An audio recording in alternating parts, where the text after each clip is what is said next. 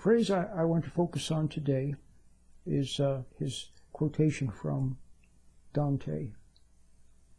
In your will is our peace.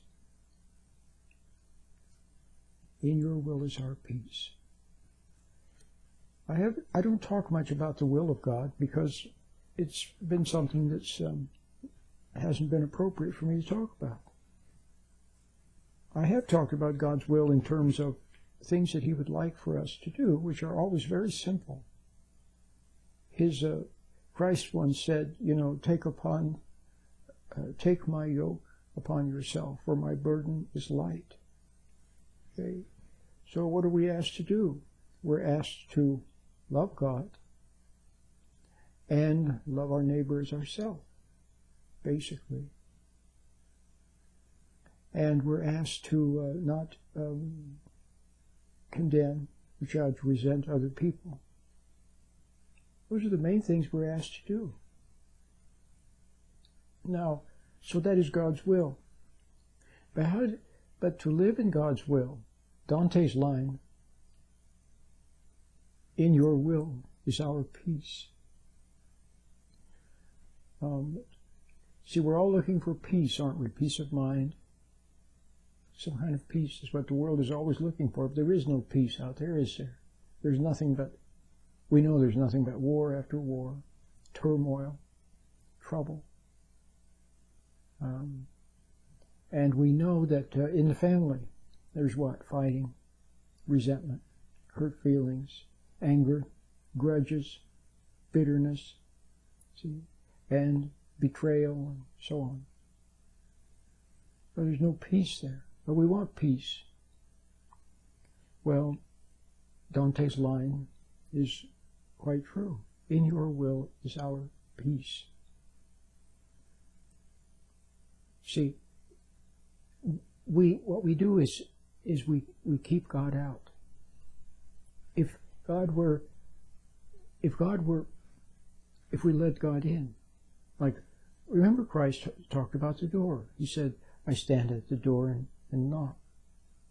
See, but people don't open the door. They don't open the door for various reasons, because they don't want to, or because they don't know how to. Okay? Open the door.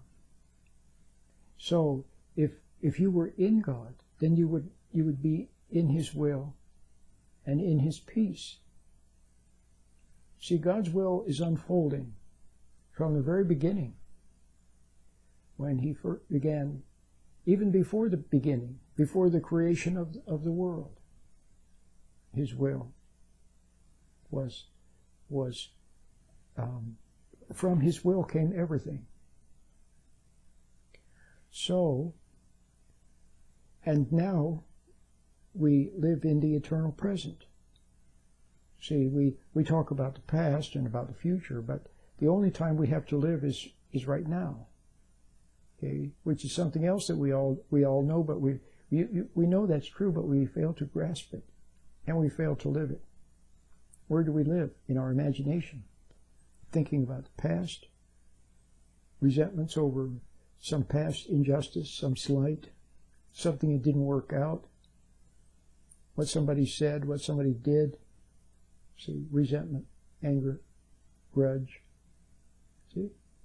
Or we relive what we think were past glories, where we told somebody off or where we won a prize or something, so we relive those. And then as we get older, people start to just start to live in the past, thinking about just about anything. See, anything at all, but to live in the present. Because they're so guilty, see, for not living in the present.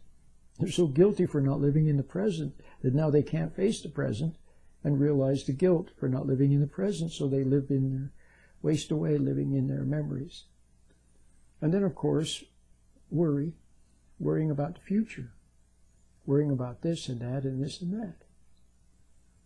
And, or planning and scheming, setting goals and planning, always to make ourselves great, to look good, to look great, to be admired, to be respected, to prove something. See? or to get ourselves out of the mess that we've gotten ourselves into with all of our planning and scheming and mistakes and errors.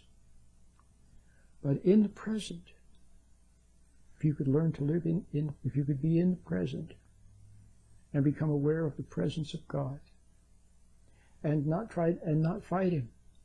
See, right now, you don't realize that you're actually fighting God. You're fighting God because you're keeping Him out. You're trying to keep the light away that would shine upon you and reveal your pride, reveal pride for what it is, tatters and rags. And all your huffing and puffing and all your judgments are nothing. That's the conflict. That's the mistake. See? Now, I could say a lot about this. Now, let me say something, because this is important. This is very important.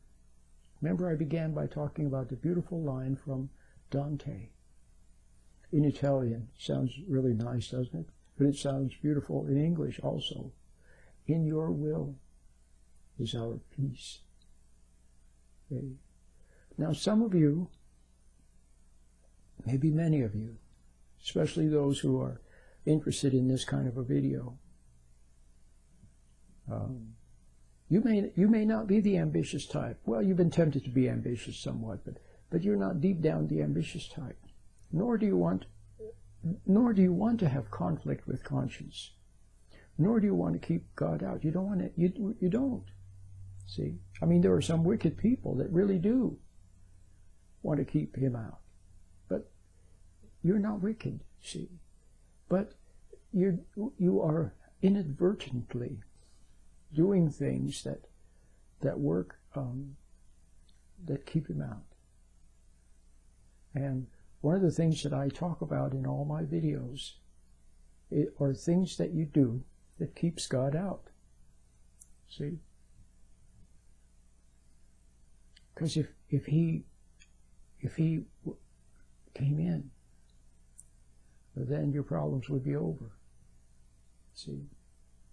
Your problems would be over. Because He would then guide you. What does it say in the Old Testament? The mind of man schemes, but God directs his feet. Okay.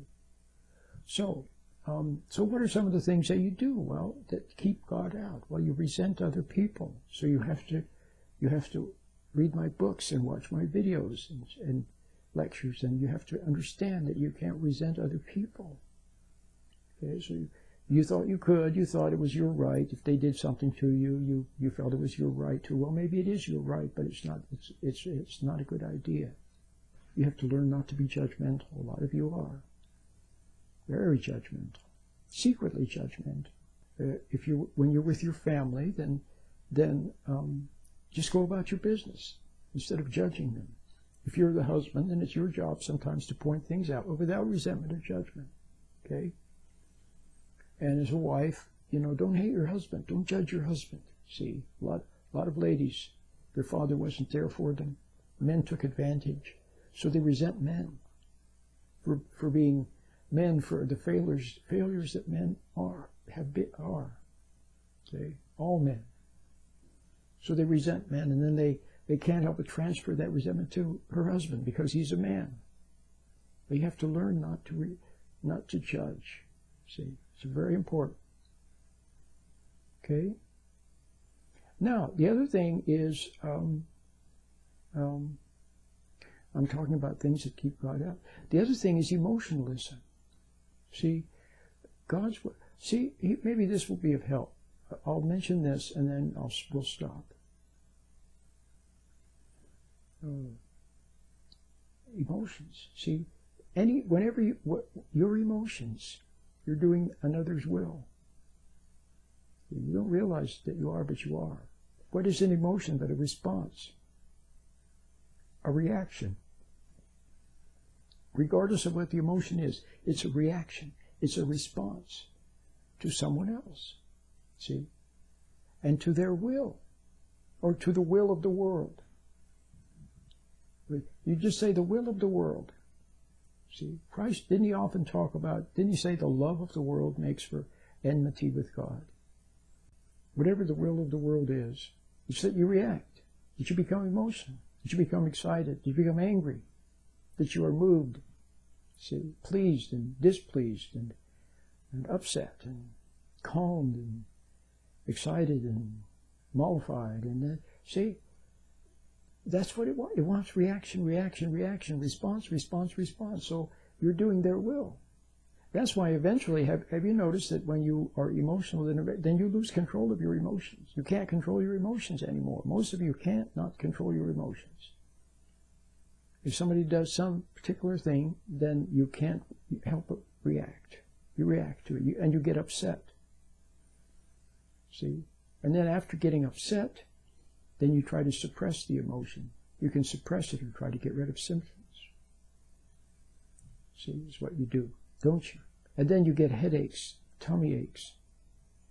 See, physical symptoms from all your reactions and emotion and responses and emotions.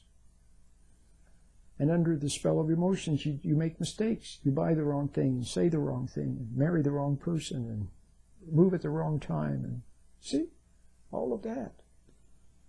So you could say, I'll just say, that you could say that's the will of the world. Okay?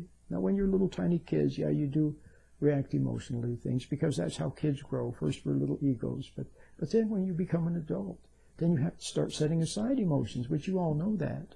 You know that as you get older, you're supposed to become calmer, wiser, and more thoughtful. You pretend to be calmer, but you're not really.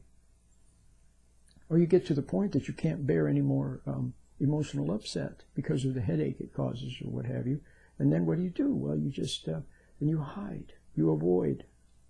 And then you think you're a nice person, a wonderful person. See, everybody thinks you're so nice because you're so calm and everything, but all you're doing is somehow finding a way to not speak up about things where you would get upset. But then you're doing the will of the world. That's what they want, don't they? Don't they want you to go along, to get along, and not rock the boat? And you see? So, the will of God, see, if you could let God in, if you could submit to Him, if you could find the protocol of submission by way of repentance, with the help of a meditation like mine, you could become still. And the light begins to flood your being, and you see your errors, and you're sorry about what you see. Okay, and that's how you're repented. See, you gradually you see what needs to be seen in a structured order, and it's bearable a little at a time. See, God is in charge. All you have to do is let Him in. Stop fighting Him. Stop resisting the light. The light is your friend. The lie is not your friend. See, the support of other people that want to keep you as you are, it's not your friend. Comfort, drugs, alcohol, marijuana, things that comfort you, entertainment to distract you, okay? It's not really your friend. Okay? The light is your friend. If you could see that, then let God in. My name is Roland, and I hope to see you when I make my next video, Lord willing.